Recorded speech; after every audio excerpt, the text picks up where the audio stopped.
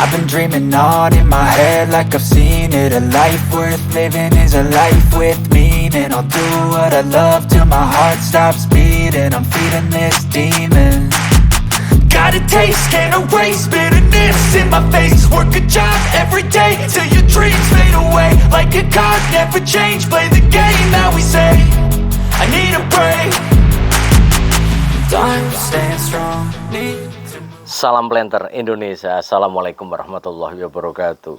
Di video depan adalah sebuah video kiriman dari sahabat The Brondol yang mengalami bahwa pelepahnya diperkosa sejak dini. Jadi mungkin ini adalah jelas sangat salah dari kejadiannya pemanen sendiri. Jadi solusinya gimana dan apa sih akibatnya? Kita akan membahas dulu akibatnya.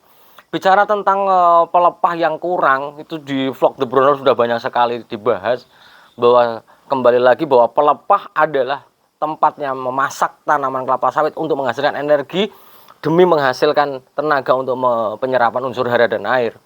Ketika jumlah pelepah kurang yang diakibatkan karena bahwa karyawan panen memangkas atau memotong pelepah dengan sangat berlebihan atau yang dikenal dengan namanya overpruning, seberapa besar sih pengaruhnya terhadap pertumbuhan tanaman kelapa sawit? Jelas sangat berpengaruh. Jumlah pelepah yang berkurang, maka tanaman kelapa sawit pasti akan memiliki bodi yang akan lebih cenderung meruncing. Dan yang pasti BCR akan drop pada waktu yang akan datang. Mungkin dalam kurun waktu 6 bulan dengan kondisi yang seperti ini, itu belum terasa BCR-nya.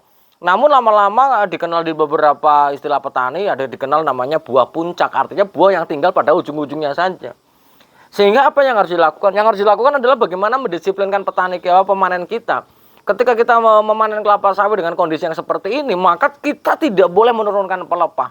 Apalagi terlebih lagi pada tanaman-tanaman yang masih kecil, yang masih produktif kecil, kita tidak boleh menurunkan pelepah. Ketika kita menurunkan pelepah lagi, maka tambah overpruning lagi, tambah ambiar lagi.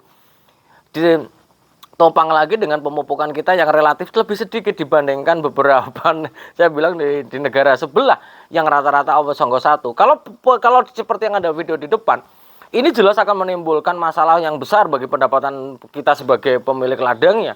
Sehingga yang harus dilakukan oleh kita sendiri adalah bagaimana tetap melakukan pemanenan tanpa harus mengurangi pelepahnya.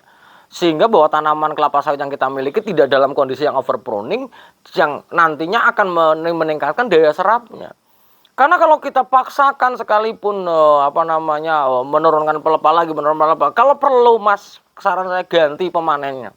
Jangan sampai tanaman kita diperkosa seperti ini yang ujung-ujungnya terjadi pengurangan pendapatan kita yang sangat signifikan ke depannya. Ini sangat merusak sekali. Sehingga kalau bisa tetap dipanen seperti reguler saja, namun jumlah pelepahnya dibiarkan. Artinya bahwa kalau bisa kita ngambil buahnya saja, lebih bagus. Dalam studi kasus beberapa pemanenan yang seperti ini yang paling susah adalah ketika tanaman sudah di atas 10 tahun di mana menggunakan alat panen, menggunakan egrek. Ini agak susah. Ketika ngegrek rata-rata adalah turun buah, turun pelepah, harus menjaga songgonya, ini yang agak susah. Sehingga memang mumpung masih kecil, masih bisa diperbaiki dengan cara bahwa bagaimana kita memanen buah kelapa sawit tanpa harus mengurangi pelepahnya. Kita tahu sendiri bahwa standar pelepah sendiri kalau di beberapa literatur dipanen di TM1 dan TM2 kita harus di atas 48 bahkan sampai 56. Tapi kalau sudah masuk ke 8 tahun kita setidak-tidaknya 48 lah. Kemudian kalau di TM yang sudah tinggi pakai egrek, seminimal-minimalnya adalah 40 pelepah. Ini adalah standar yang diyakini oleh planter-planter di perusahaan, tidak boleh kurang dari segitu. Kurang dari jumlah pelepah yang kurang, maka tenaga yang dihasilkan dari fotosintesis juga pasti berkurang dan pasti akan berpengaruh terhadap serapan unsur hara dan air yang berujung terhadap pembentukan buah, pembentukan pelepah yang nanti ya pasti akan berkurang. Karena sekali lagi bahwa pelepah ini adalah tempat untuk menghasilkan tenaga fotosintesis yang ada, menghasilkan tenaga untuk penyerapan unsur hara dan air. Tanpa itu semuanya, kita ngomong kelapa sawit adalah omong kosong saja. Artinya tetap harus bagaimana kita menjaganya, jumlahnya tercukupi, supaya produktivitas tetap akan baik. Mungkin itu adalah penjelasan The Brondol.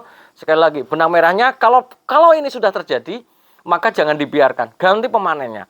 Kalau perlu ganti pemanennya, kalau tidak bisa disiplinkan, ganti pemanennya. Jangan biarkan pemanennya adalah memperkosa tanaman kita yang berujung terhadap overpruning seperti ini yang sangat berpengaruh terhadap pembentukan buah ke depan.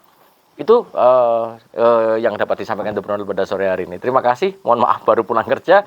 Ada pertanyaan sangat bagus sekali. Terima kasih dan salam sehat bagi kita semua. Semoga Allah memberikan kesehatan dan kebahagiaan tanpa syarat bagi kita semua. Terima kasih. Salam Planter Indonesia. Assalamualaikum warahmatullahi wabarakatuh.